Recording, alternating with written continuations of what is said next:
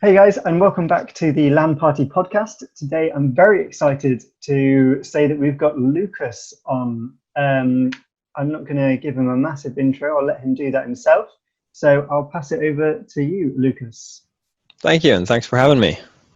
My name is Lukas. I work in the esports industry, running a production company called Vortex Entertainment, mainly focusing on production of events in the esports Csgo and Counter-Strike.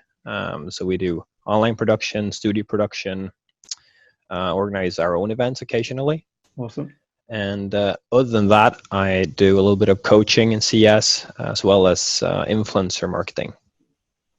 Oh, that's awesome. So a lot of CSGO. Why did you decide to focus on CSGO in particular, or CS in general? Well, it's the only game I'm good at.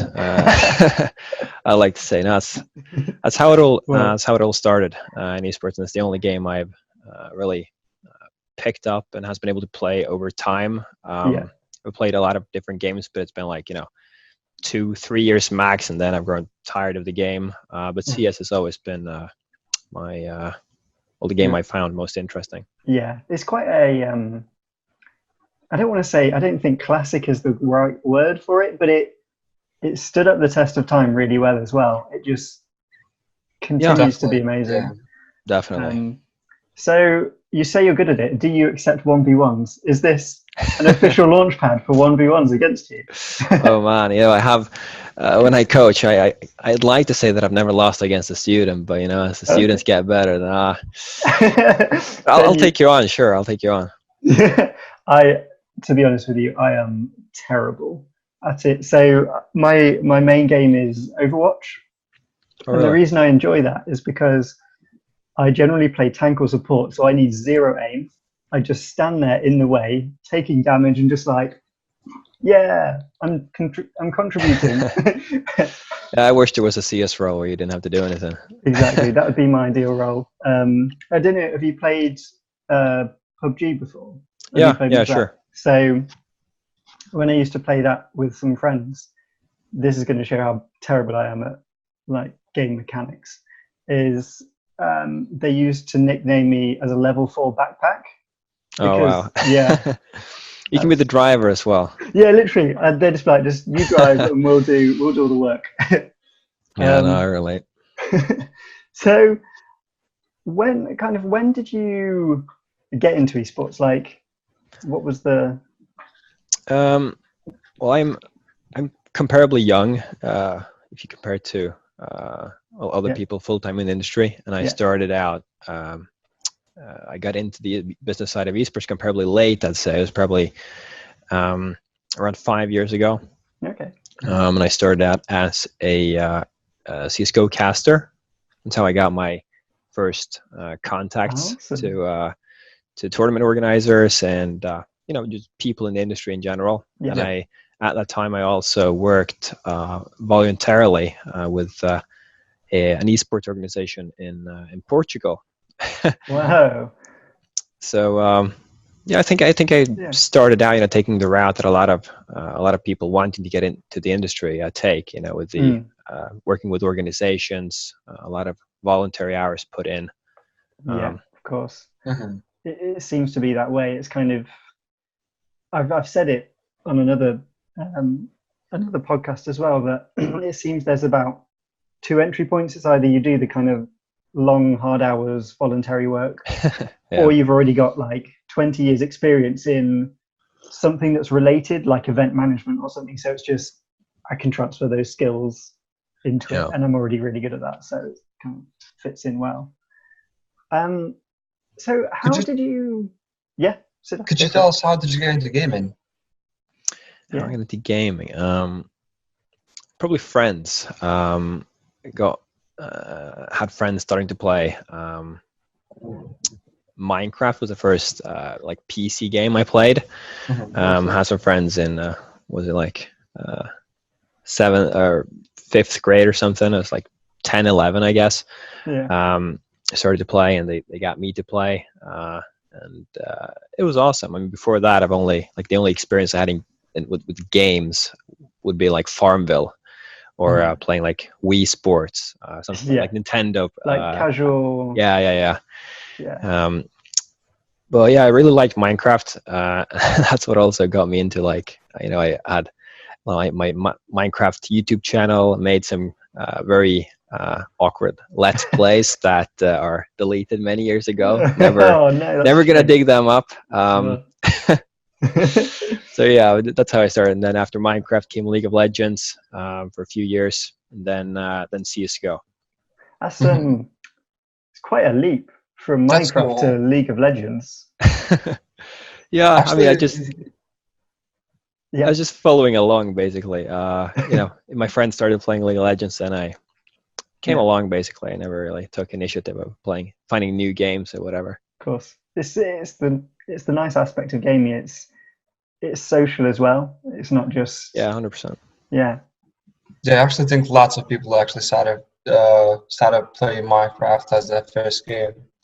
Actually, also wanted to ask, when in your life did you actually discover or decided that esports is what you actually want to do in life full time? Great question. I think it was about 3 years ago. It was right after I started making my first, pocket money through esports, and I thought that if I continue on this route and work hard, then there is a possibility that I can do this full time. I didn't know exactly. I wasn't good enough in casting to make it full time, or get through that glass ceiling, because in CS they already have like a lot of talent, and the tier 1 and tier 2 talent, they're already very established, so it's hard to get in to the top tiers where the big paychecks are, obviously. Yeah, for sure. But I was in the end of I was ending secondary school then, and I had to decide, do I want to study, do I want to go to university, or do I want to try to make esports happen? And I chose esports. And never looked back. After no, I never looked back. No, I started my company during that last year of secondary school. I started my company, and I never looked back. That's awesome.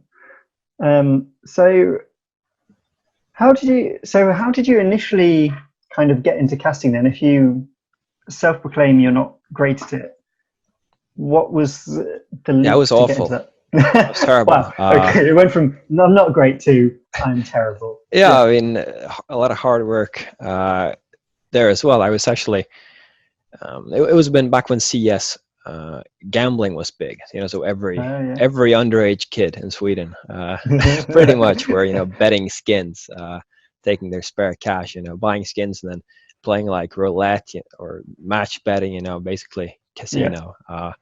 Obviously had its downsides since everyone was underage, but of course, it was fun. So I was betting on a match with my friend, and we were watching it at his house. We were like, oh my god, this team has to win. And then he said, well, these casters, they're doing a great job, it actually makes the game enjoyable. Wouldn't it be cool if we started casting? And I was like, yeah, sure. The problem was that none of us were native English speakers. So we didn't have we probably had 40% of the vocabulary required to get through a broadcast. Also no confidence. It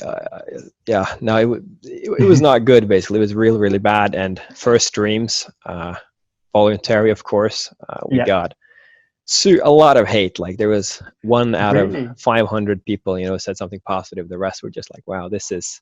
No. Yeah, it's just awful. Oh man, that's hard. Yeah, but it didn't take much notice, because I thought that being on a broadcast in front of 400 people, just like that, was the coolest thing I've ever done. So it's pretty awesome. For me, that was enough, to carry on. Yeah, exactly. And I mean, even though you didn't kind of stick with it and you kind of realized you needed to move on to other things that you're probably better at, it is one of those where you kind of do just need to ignore what other people are saying, and just if you're enjoying it and you're having fun. 100%. Yeah. Do you think there's kind of an opportunity then for localized casting? Because obviously you're from Sweden, and so like a Swedish cast. Very dependent on the country. I mean, in countries like where large parts of the population don't speak English or would prefer to listen to a cast in the local language, then of course there are big opportunities, like, you know, countries like Brazil, Poland, Russia, countries in Iberia like Portugal and Spain. I mean, huge opportunities. But Swedish people do, well, even if we don't speak that good English, we do understand a lot of English, a lot of us. So most Swedes actually prefer, if there was a good quality Swedish broadcast, most people would still watch the English broadcast due to the quality difference. So in Sweden, there is basically no market for local casters. That is really interesting, actually. Yeah, I wouldn't have thought that. I'd have thought it'd be the other way. But then I'm basic. I only speak one language, so I don't have a choice. Yeah. I mean, I'm not even great at English. I live in England, so what does that say? So that's awesome. And keeping on the same lines as the future of esports, what do you think the future could potentially be? And you can kind of go as far as you want in the future. Yeah, I mean, I can't speak about the industry in general, because I'm, you know, in my work I'm very, very niched. But something, I mean, the growth of esports it's you can't argue against that. That it is massive, and that it's gonna become massive. And already in countries like the United States and Scandinavian countries, esports is being accepted on a government level, and they are funding events, you know, just like big tournaments are partly funded by cities where they're hosted. The government now in Scandinavian countries are also starting to fund educations related to esports. We already have in Sweden esports educations, so the kids go to high school and they're going to choose secondary school, like the direction for that. You can actually choose, and a lot of the big cities, you can choose esports as a direction. Amazing. That is incredible. So would that be, say, like the equivalent of a degree, like when they're choosing when they're 18, or is it, when are they choosing the direction? When they're 15. When they're 15. Oh, okay. It's not college. It's kind before of that. Yeah. Yeah. Secondary high school, I think it's called. Yeah. Unsure. High school. I mean, UK it'd be A levels. I don't know what it'd be in the US. That's really interesting. I mean, it's definitely, it's classic Sweden. Sweden are ahead of everyone at all times in all things. Yeah, I mean, we're very progressive. We've had esports since the start of esports, you know, famous teams. You know, the only thing that annoys us these days is that Denmark are getting further ahead, because Denmark just accepted esports like boom, and they started funding events, and they have, you know, amazing esports educations, and they're super serious. You had this social media clip of the prime minister of Denmark, I believe, playing Csgo with Astralis, the top team. You know, it's like on that level. That wouldn't happen in Sweden, I can tell you that. No, that's pretty decent, to be fair. But it's amazing to see that countries are progressing this and accepting it as the industry that it already is, and where it's going as well. Yeah, I mean, there's been a lot of debate in Sweden, you know, whether esports is a sport or whether they should be accepted to receive like certain benefits from the state that regular sports have. You know, regular sports, they have their clubs, and the clubs they get money for, you know, just being a club. And if esports were like legally classified as a sport in Sweden, then it would be very beneficial for esports overall. Would you would you class it as a sport, personally? I would, but not all games, obviously. Okay. Yeah, That's an interesting. Yeah, interesting I actually twist. we have in secondary school we actually have like I don't know what it's called, but it's like a it's close to what you do in a university, like a master thesis or what is that we call it? Yeah, like a Yeah, like dissertation or something. yeah. And I did mine related to esports, and actually looking into what sports should be classified. What esports should be classified as real sports, because they have to fulfill certain requirements when it comes to the competitiveness of the game, if it's advanced enough, things like that. And from like based in like Korean studies and things like that, if I remember correctly, the games that are classified as esports are StarCraft, League of Legends, Dota, and Counter-Strike. And that's it. That's interesting. So, I mean, don't know how long ago this paper was. What kind of is the definition then? I can say that I don't think that the battle royales, they weren't a thing when this when that study was done.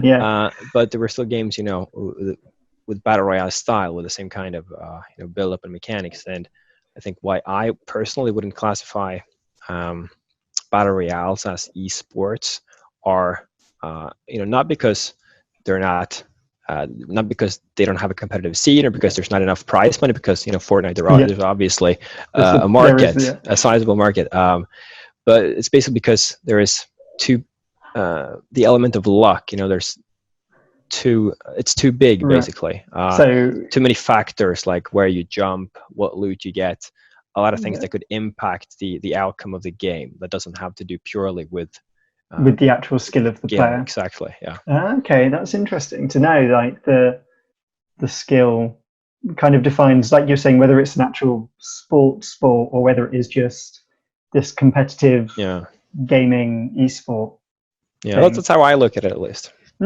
It's definitely interesting, and I think I don't know whether it's good to define them, but it is kind of like you're saying, if they do become officially sports, then that does open up the doors for extra money and extra support. I mean, esports as a sport would probably need the most money out of any sports ever. If you're trying to get equipment.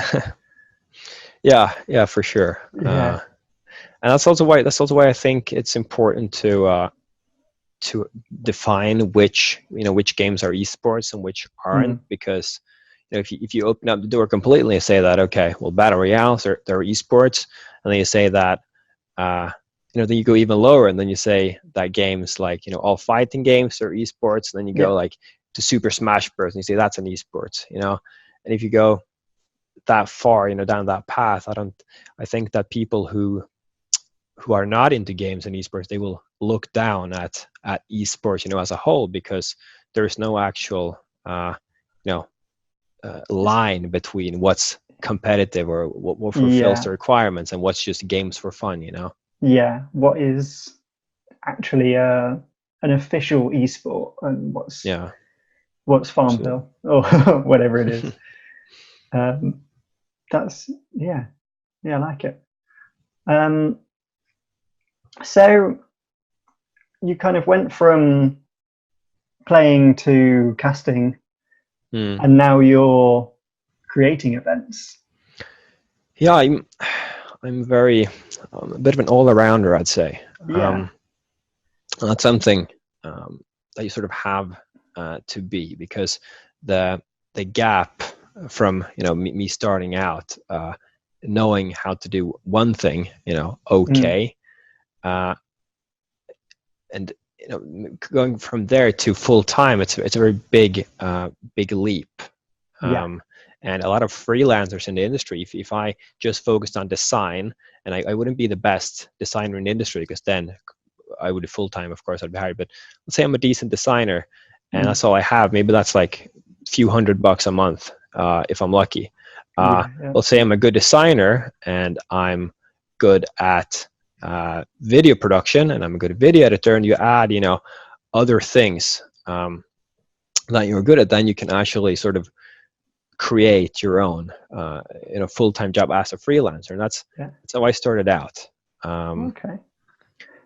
Because I went from casting to with the contacts that I got from casting, I started up my.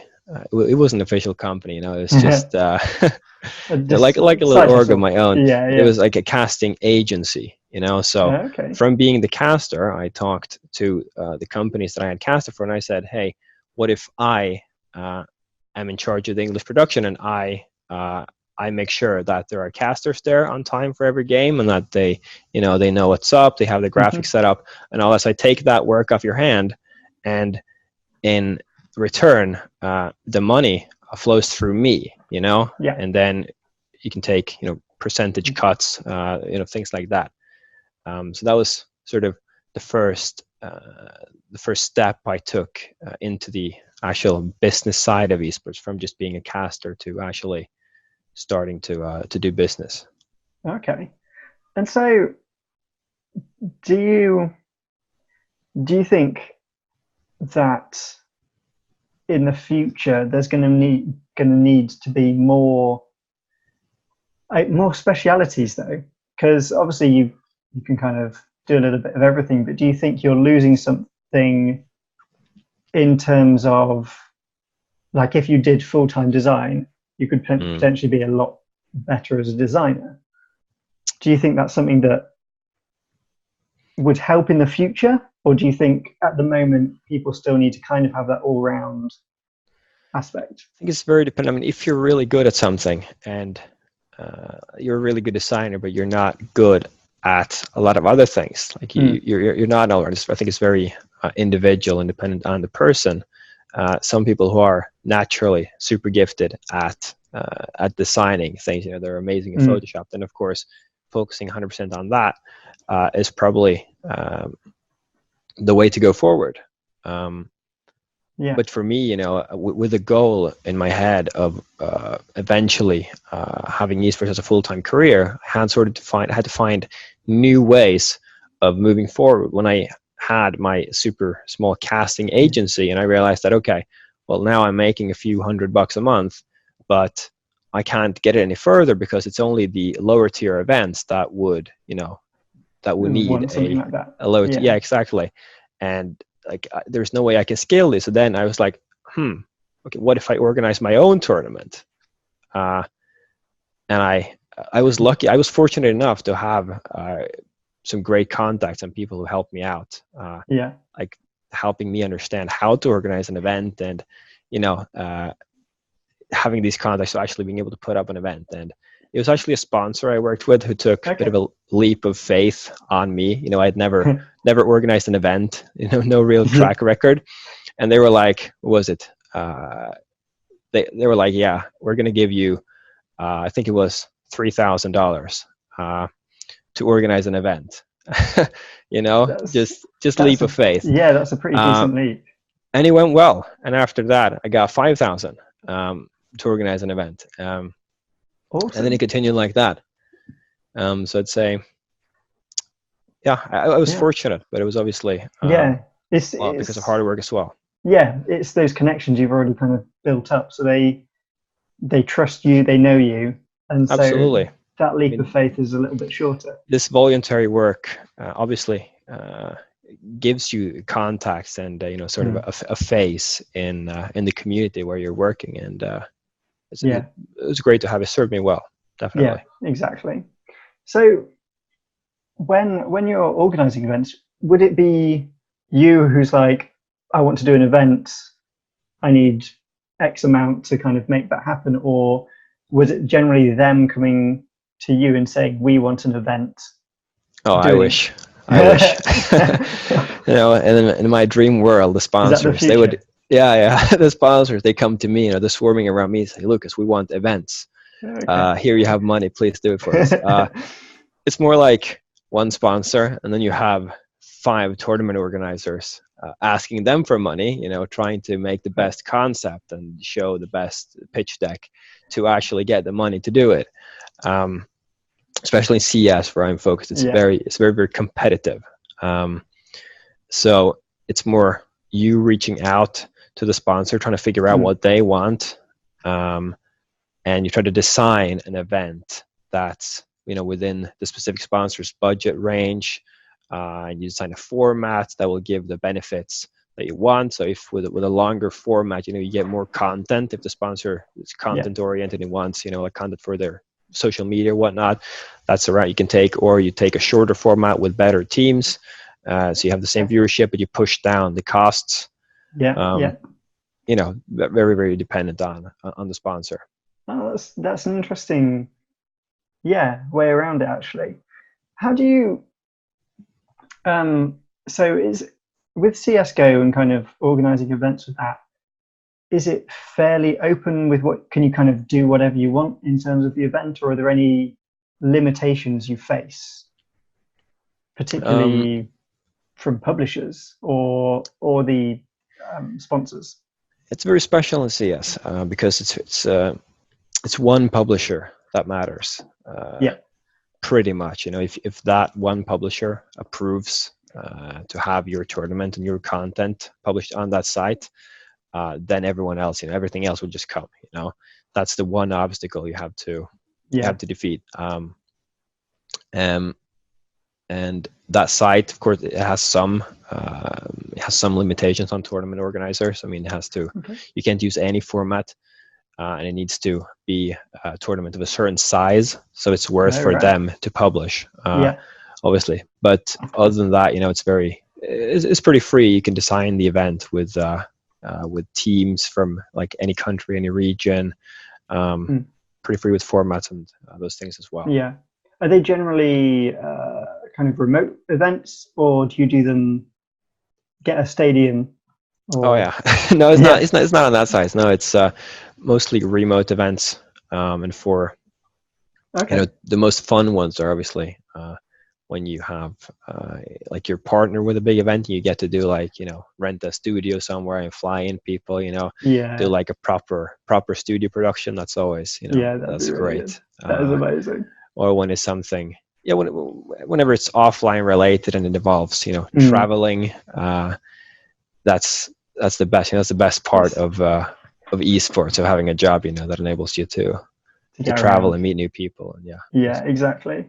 So what kind of the technical challenges that you would face when doing like remote events in particular? What the technical challenges would be? Yeah, what kind of your main things that you need to look out for? I've also been very, very lucky with this. When I organized my first event, I had no idea what I was doing. I had some recommendations and some guidelines from my previous boss, from a guy who organized an event that I was casting at. Very, very experienced, great guy. That's all I had. I didn't have a plan for what I'd do if something went wrong. If servers crashed, or if someone cheated, or if whatever happened. I didn't have any policies or what to do. I was completely clueless. I was just lucky enough to find a good admin who made sure that there were no issues, and none of the events I have hosted have had any major issues. There's always the small things like internet drops, or you have to reschedule. But I've never had in the leagues or tournaments that my company's organized, we've never had to take a hard decision to exclude or to ban someone, or to take a really tough situation decision like that. So it's been very smooth, actually. Yeah, that's good to know, because there's so much potential for cheating in esports. Oh yeah. It used to be, it used to be terrible. So that's why you're so good at CS. Yeah, no, but even for professional, for match fixing and things like that, which is problematic for tournament organizers. Exactly. I don't keep track, but there's only been like very few match fixing scandals in recent years. You know, there was like one super big in CS back, that was like more than 5 years ago. And after that, there hasn't been much like it. Of course, the small communities and locally hosted events. I'll say it's a small Asian CS tournament that's put on. There you could have things like match fixing going on, but right now the main publisher has taken a stance against that and doesn't publish events, you know, of that small of a size with newer teams who could contribute to that sort of development. So if there's anything suspected going on, you need to. Everything needs to be clean, and you need to show you have a plan. Because it's a hard thing to catch, because obviously in your more traditional sports, the only way you can really cheat is by doping, and so you just do blood tests, and that's pretty much that. It's like we'll just catch you. So with esports, there's just so many like smaller ways that they can cheat the system, which is definitely. And there's always the discussion, you know, if some player, like a new player comes up, you know, the fans haven't seen him play in a big tournament, big tournaments or whatsoever, and he just goes, you know, on a rampage, and his team wins the game and he's performing it like outstandingly, then, you know, even if he's not cheating, you know, there's going to be like hundreds of people calling him a cheater, like, oh, this is something suspect. Wall hacks. And it's very hard to prove it as well. You know, if the anti-cheat client doesn't detect anything, then it's very hard for, you know, to go in with just the eye and say, okay, he's cheating. Especially at the kind of the top levels of CS as well. Some of the plays they make that are legit plays. Yeah. You can look at them and you think that's not possible. Like, how have they even managed that?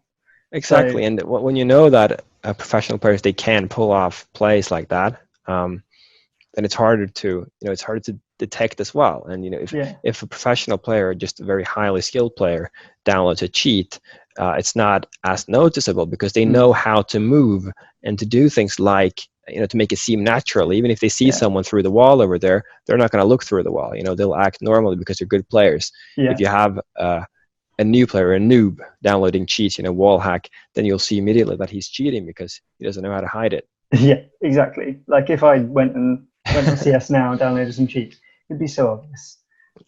Probably. Yeah, it definitely would. So when you're running these events and kind of setting them up and building hype for them, kind of what are you doing to promote the events? It is very special in CS because the main sort of promotion comes from this publisher. I mean, it's different if you put on an offline event, you need to sell like tickets locally, things like that. Then of course a lot of different measures has to be taken. But for online, the main promotion or the biggest source of viewership and traffic is going to come from that main publisher. So once you have that out of the way, there's not much more to think about. Then it's more about focusing on the sponsors to, you know, perform on all the deliverables you have agreed upon, social media presence, things like that are less time requiring, I'd say. Yeah, absolutely. So how do you? So you said the event is kind of basically on one site. Do you ever stream it around kind of Twitch or YouTube as well, or do you kind of keep it to this one? Of course, almost all events are streamed on Twitch. Yeah. And the publisher has the channel linked, you know, under the match page. So you see the match, so you click, and then you see, you know, the streams that are broadcasting the game live.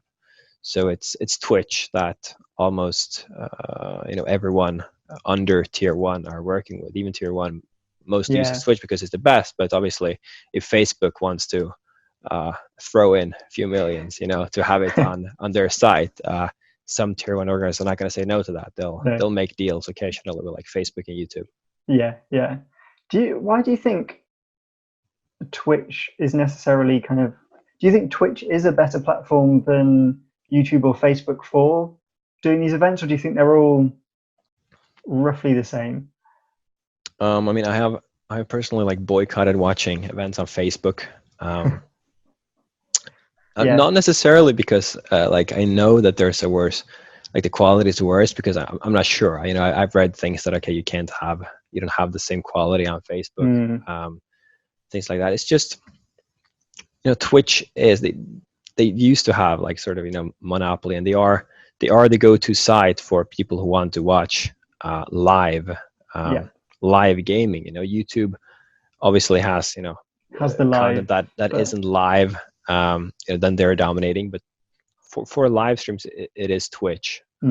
Twitch are great generally with their you know, with everything from their ad revenue, you know, customization of bits and emotes, interaction. I think everything's great on Twitch as long as you're partner. You know, actually, I don't know when they changed. I think they changed that not like a year ago, maybe even more. Okay.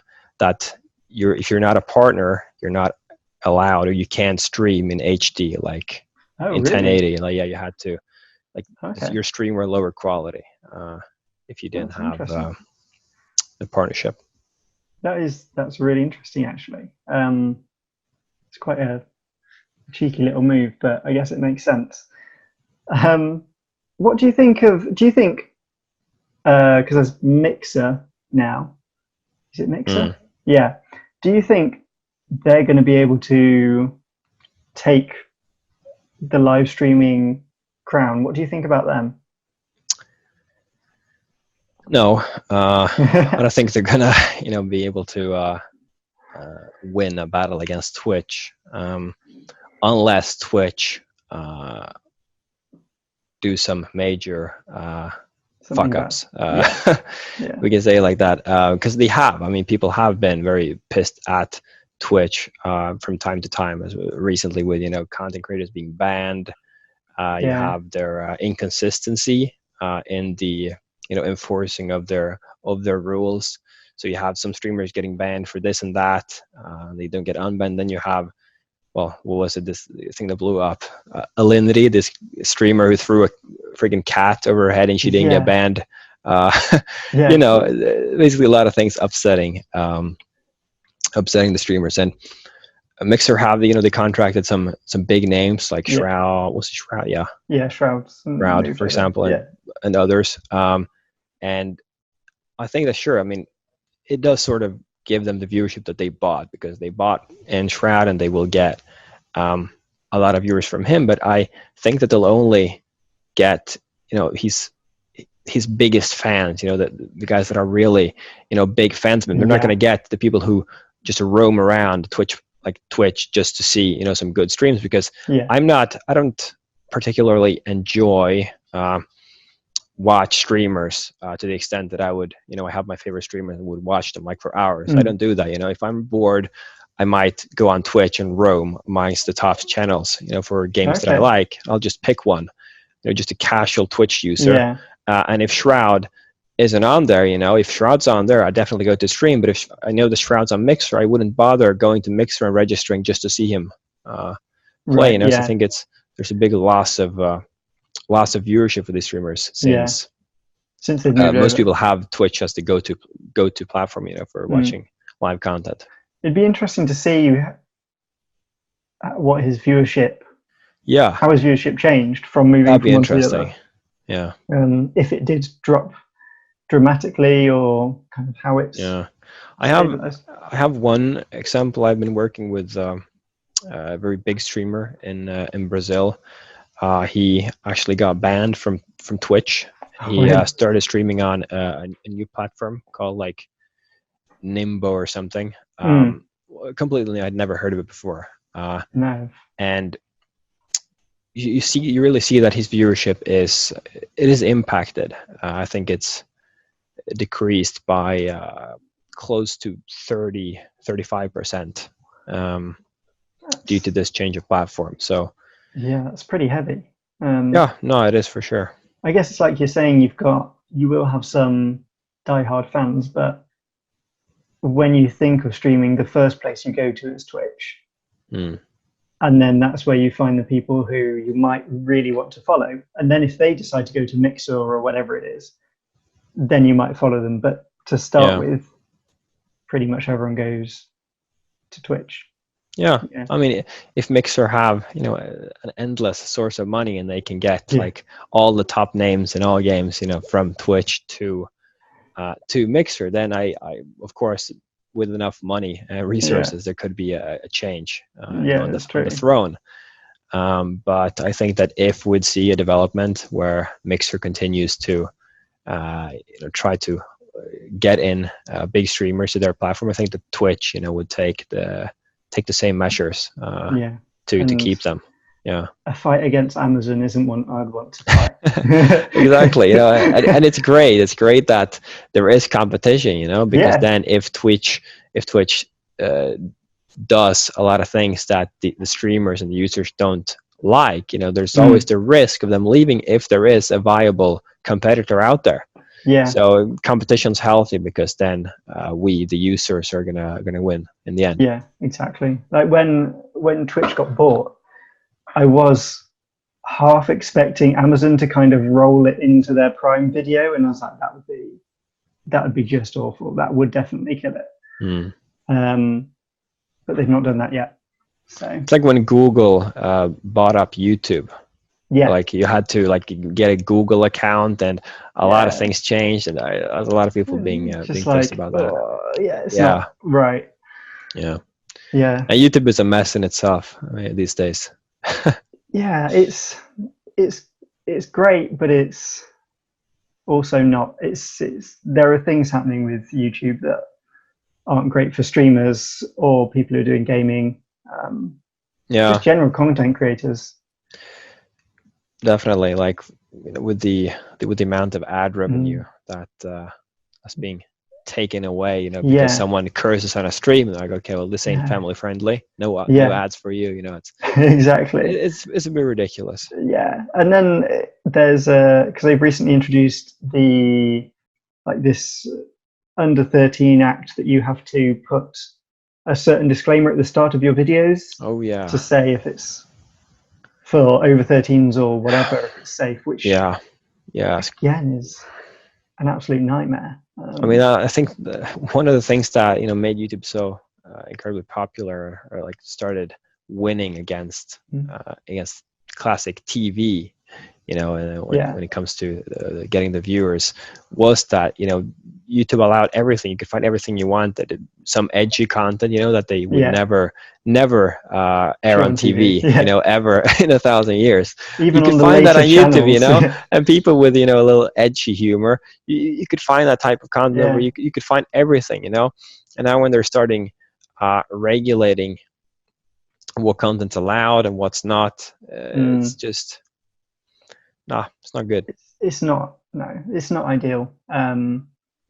I get why they're doing it, and I get the whole kind of ad thing because it's not good for them. But the problem is a similar kind of thing with Twitch. There isn't a viable competitor to YouTube, and so we're kind of stuck with what you've got, which is I mean, that's true.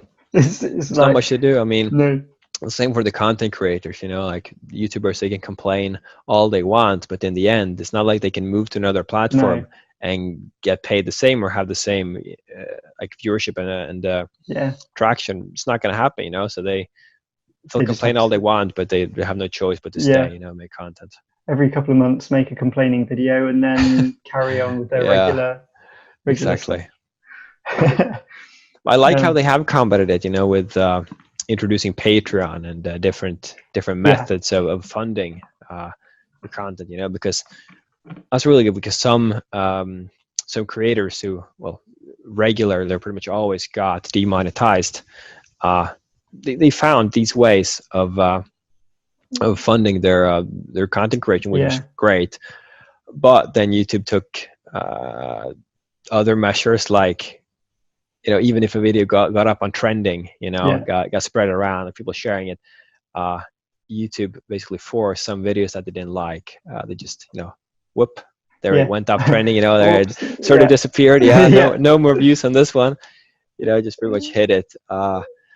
It's, Getting ridiculous. it's just getting insane. And there is nowhere else you can go. Like even with like the more edgy content, even with TikTok, they're very strict on what you can do on there, and people's videos just get deleted. Like they don't even get a warning. It's just, nah, this is gone now. Your video is deleted. Yeah. That sounds great. Yeah, which it's just a bit intense. It's a bit controlling, and it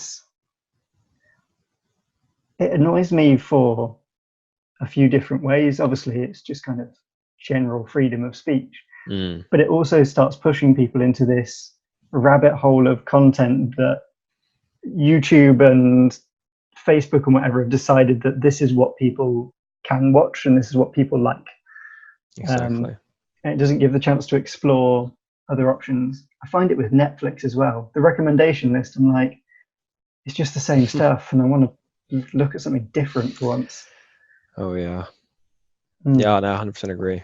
It's and they can't say that there's not a demand for, let's say, edgy content. One of the edgiest, like even I, who enjoy edgy content, and very edgy humor. Even I sometimes could say, okay, wow, this is a bit crossing the line. A YouTuber called Filthy Frank. Yes. Yeah. Absolutely brutal. And he had like millions of followers, in the videos. Some of the videos had, incredible amount of views. So obviously people want to watch that. People find it entertaining. But YouTube, these days, I mean, they even shut him down like a few years ago. Like if you tried making content today, he wouldn't even. He'd be banned. They would delete his channel immediately. 100%. There's no chance he'd get anywhere. But old YouTube, long for the days. Oh yeah, sitting here complaining about the good old days. Yeah, exactly. So I guess moving on from that would be, so we've obviously your favorite game is Counter-Strike. What would you say your least favorite game is going to be? Ooh. There's going to be some hate coming at you if you say the wrong game. I mean, it's very, so because I mean, I can only say that a game that I enjoy least is a game that I have tried, and some games I just don't try out of principle. Yeah. Like Fortnite. Right when Fortnite came out, I was like, no, not gonna play that. It's like it's a violation to esports, No, not gonna touch that. Did you ever play the actual Fortnite game, the paid game? The paid game? Yeah. I didn't even know there was a paid version of Fortnite. So Fortnite originally came out as a zombie survival game. So that's why there's all the building, because you build yourself like a little bunker and hordes of zombies come at you. And that is the actual game that it came out with. And then PUBG came out. And then I think it was a year after that they did Fortnite Battle Royale. Yeah, I did actually. I went through the process of playing both PUBG and Apex briefly. I enjoyed it for like half a year or so, and then now it's not fun anymore because it's the same, all the time. Yeah. I guess it's a bit hypocritical because it's always the same in all games, like CS as well. But Battle Royales, I think we'll see. Like PUBG. It rose up. It had, I think it had the most amount of players on Steam for a couple of months there, and now it's dying. The esports scene, they did a try. They invested some money and they had some tournaments, but it's dying there as well. And I think the same will happen to Apex and Fortnite. Well, Apex is already starting to happen. Yeah, Apex. It had an initial 3 or 4 months of being everywhere, and it's kind of fallen off the map a bit.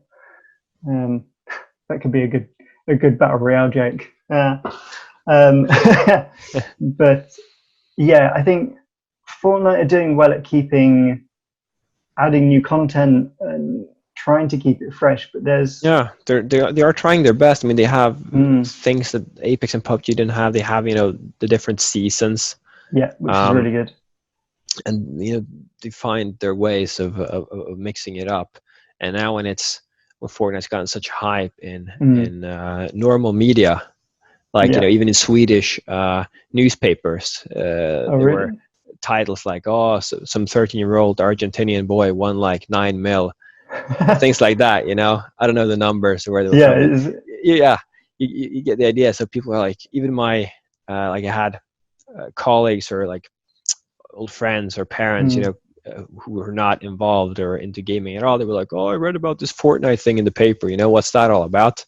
Is that this esports thing?" And I'm like, "Nah, man." I guess it is. Yeah. But it's hard. It's hard to come back. Yeah. If I'm the one saying that Fortnite isn't an esports, then they're like, "Oh yeah, but Fortnite has bigger prize pool and Fortnite's this and that." It's a tough discussion. It is definitely it's a bit of a grey area again, kind of what it actually is, because it does have the scene, it does have the competitive scene, it does have the prize pools. Yeah, and I guess it's good that Fortnite gets a lot of publicity in regular media because it's good for esports and gaming overall. Yeah. But I'm also not happy because it is Fortnite that's getting the attention, and that actually looks like a game for kids. If Minecraft got that attention in newspapers, people like old people are like, people look at what's that? It looks like a game for 5-year-olds. Is it Lego?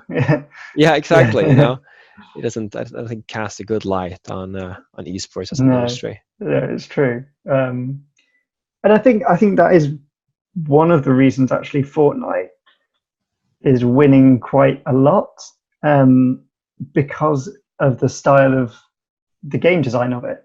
Whereas if your 10-year-old kid sat in front of PUBG, you'd be like, "What are you doing? This is not a game for a 10-year-old kid." Not allowed, exactly. But it's the same basic concept. It's just bright colors. So and it's free. It's accessible. Free, yeah. You can play it on console. Mobile as well, I think. Mobile as well. Oh god. Yeah. See, if it's that accessible and like no real age limit, and it's friendly content of all of it, like around Fortnite, it's mostly family friendly. Yeah. It's, of course, there's a lot of like the age group, like under 15, is very, very big. And of course, if their parents don't allow them to play games like shooting games, then Fortnite is it's kind of the best. It's the option, and they don't even have to ask for their parents' credit cards to buy a shooting game. They can just download it for free and play. Yeah. So it's I think it's a big part of their success. Exactly. Yeah, and comes down to this whole idea of game design, and I think that's a longer conversation. Yeah, game design. I'm not getting into that discussion. That's definitely not my area of. that's for another time. Yeah. So are we saying Fortnite is your least favorite game? That's that. Yeah, let's go with that. Let's go with that. Yeah. Let's get that down. So going the opposite way, with Csgo being your favorite game, what is your favorite loadout or particular set of equipment that you prefer? Oh yeah, I mean, CS. I guess it's favorite guns then, I guess. Yeah. And people are mainly riflers or they're oppers, like snipers, like in traditional games. I'd say my favorite weapon is the op, so the sniper. That's what I go for. Awesome. Why your favorite skin? Favorite skin? Oh wow, then I'll have to go with the dragon lore for the op, the most expensive skin in the game. If I'm updated, it's crazy. It's crazy how much some CS skins have been sold for. Is it? I'm not a master of CSGO, do you pay real money for the skins? Yeah, Or you is- do. Oh yeah. Yeah, Like in Fortnite a or dragon lure, like that off skin that it's really good looking. yeah. I think you pay between two and 8 grand. Yeah, Oh wow, yeah. that It's is like intense. the middle, like they have conditions like factory new, like it looks really Yeah. shiny and stuff, and then you have battle scar. That's a bunch of, yeah, it doesn't look that good. I think a field tested, which is in the middle, I think it goes for like 3,000-4,000 euros, That is like around amazing. there. So that's, yeah, it's insane. Yeah, when you kind of relate it to newer games that are out, and Yeah. But the good thing about CS Yeah. and Steam is that, you know, with CS, if I buy a skin that costs me 5 grand, then I can sell it to like roughly the Yeah. same price. You know, the marketplace where I sell it will take its fee, but I will sell it, like I can sell the skins I have today and get it to my PayPal or to my credit card like 10 minutes later. That's how fast it is. And if you look at games like FIFA or like, I don't know how Fortnite works. I don't think they have a I don't marketplace as think far you as can I'm aware. transfer now. No, like then you buy a bunch of skins. You're like, yeah, like League of Legends. You know, I put Yeah. so way too much money on League of Legends skins, and now when I don't play it, it's completely useless. Yeah. So if you ever stopped playing CS:GO or whatever, at least you've Exactly. it's almost an investment. It's kind of Yeah, I mean, some people, I'm not that into that, but some people, Yeah. you know, they make money trading and like looking at skins. It's like, yeah, you know, just gambling and trading. They're just really good at what they do, and they Yeah. know like exactly what kind of, you know, condition is the best, what float you want to get, and how much it's worth. It's yeah, it's crazy. That is absolutely madness. Yeah, It's awesome though.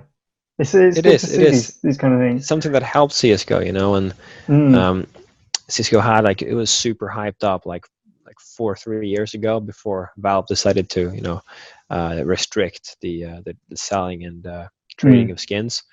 Before that, you know, well, it was due to underage gambling, like people like myself sitting there, you know, like 5 years ago, like gambling. Yeah. That'd be, yeah, that'd You've be done illegal, this to yourself. Yeah, no, 100%. Yeah. But so many people liked it, you know, people who didn't play the game actively, they still, you know, watch CS games, and they were into CS because of the skins. Yeah. So that's, it was great. It was great. Yeah. And I think it's something that could potentially help newer games with the kind of this whole issue around microtransactions, and you're just buying loot boxes of potentially crap that if you can get the money back somehow, you know, if you can sell the things, the shit you buy, then of course that's good. And then, you know, that's a way of, if you say that I want the skin, you know, I want the League of Legends skin for Christmas gift, you know, then a good little argument, like a kid can go to his parents and say that, well, he can sell it and get the money back, you know.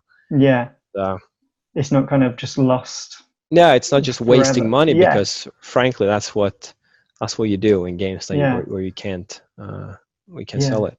And the games, like you're saying with the marketplace, the games still get revenue from it because they're taking a little bit off the top every time, so it's keeping them running as well. Yeah, I mean, I can't even imagine how much money Valve and like Steam has made off of CS:GO. Yeah, completely insane, and that's why they're, you know, pumping out new skins, and there's new boxes to open every once in a while to keep it fresh, you know. Yeah, just keep it's people like yeah, it's like a revive, you know, for the community. It's like, okay, now we've gone a few months, it's pretty boring. I think once before we got a new operation a few months ago, I think it was almost like a year or more in between. Yeah, so then like people are getting a bit bored. It's like, okay, no new skins, same.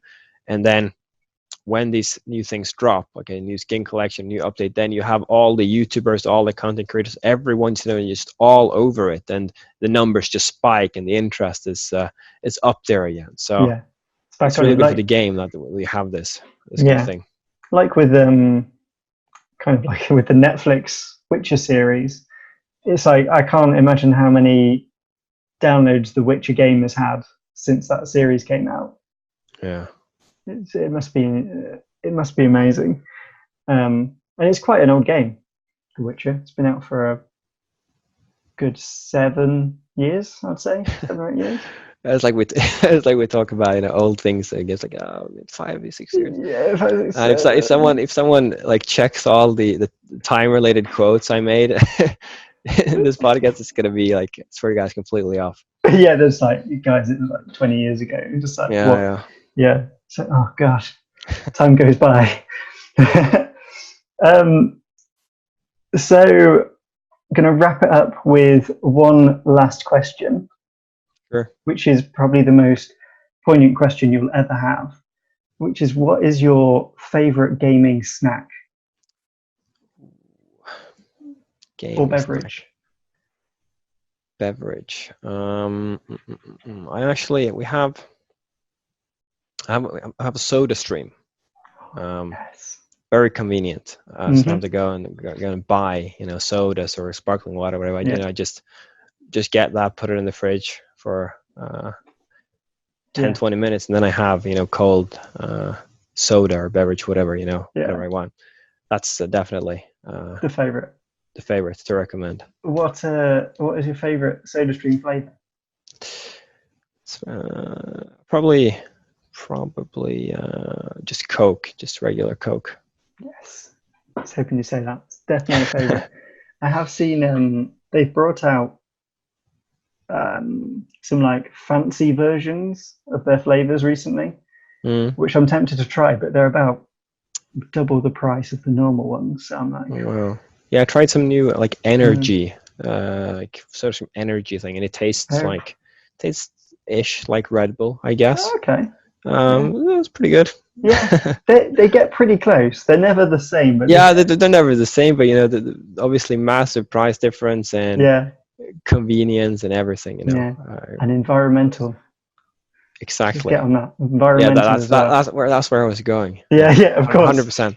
Yeah, that's why I got it, for the environmental, not so that I could have a pretty much unlimited tap of it. Yeah, exactly. Yeah. That's awesome. So thank you for coming on today. It's been awesome talking to you and hearing your thoughts and opinions about all the things that are happening in esports at the moment. I just want thanks for having me. Pass it over to you for kind of a 30-second minute roundup of, if there's anything you want to say or promote, let us know. Yeah, I have a lot of things going on. Not sure if there's going to be too many sponsors interested in CS events here, but if anyone's interested in following whatever I do, you can just search my name on Twitter and it will pop up. I'm not a big social media guy, but at least I try to keep my Twitter somewhat posted every now and then. That's awesome. We'll put a link to Lucas's Twitter in the descriptions as well, so you can just get to it as easy as possible and get following him. And if you're wanting a CSGO tournament, Lucas is your man. Cool. Well, thanks for listening this time, and we will see you on the next one. Hey, thank you for listening to the LAN Party podcast. We hope you've enjoyed listening to it as much as we've enjoyed recording it. It's amazing talking to these incredible people. We're always looking for more people to come on, so if you're in the esports industry, just get in touch and let us know you're interested in coming on board. Also, LAN Party is a project that we're working on right now, and we are currently looking for investment to make it even more of a reality, to speed the project up, to make it better than it could be with what we've got at the moment. And we're also looking for developers who maybe want to come on board and work with us on creating this new technology that's going to change the face of esports. So if you're interested in that, let me know, just drop us an email and we can start the conversation.